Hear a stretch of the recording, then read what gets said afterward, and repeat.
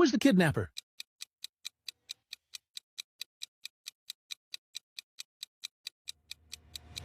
You probably think it's the man who looks the most suspicious, but looks can be deceiving. Inspect every detail closely.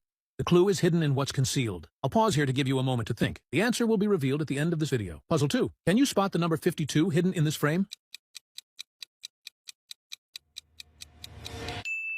Now, double tap the screen, just so I know you got it right. Third question. What's the first app that shows up when you tap Share and then More?